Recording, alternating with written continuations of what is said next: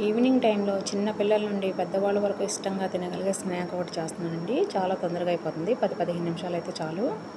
ఫస్ట్‌గా నేను బౌల్‌లో 1 స్పూన్ ఈస్ట్, 1 స్పూన్ పంచదార, 1 ఎగ్గు, కొద్దిగా సాల్టు, 2 స్పూన్ల పాలపిండి అండ్ 2 స్పూన్ల క్రీమ్ చీజ్ వేసుకొని కలిపేసుకున్న తర్వాత అందులో హాఫ్ గ్లాసు మామూలు వాటర్ వేసేసానండి.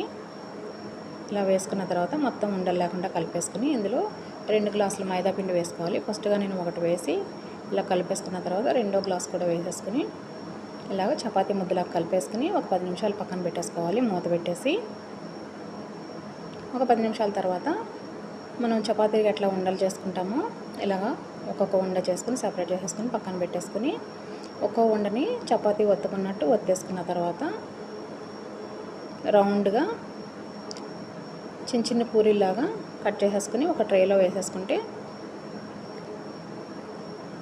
ఆ తర్వాత గ్యాస్ పైన మీడియం ఫ్లేమ్ మీద ఆయిల్ వేడి చేసుకుని ఆయిల్ వేడెక్కిన తర్వాత ఇలాగా మనం కట్ చేసి పెట్టుకున్న పూరీల్ని గోల్డెన్ కలర్ వచ్చేంత వరకు వేయించుకుని తర్వాత స్ట్రైనర్లో వేసేసుకుని ఇప్పుడు షుగర్ సిరప్తో అయినా డేట్స్ సిరప్తో అయినా ఇట్లాగా కలిపేసుకుని దానిపైన పిస్తాచియో పౌడర్ వేసుకుని సర్వ్ చేసుకుని తింటే చాలా బాగుంటుందండి.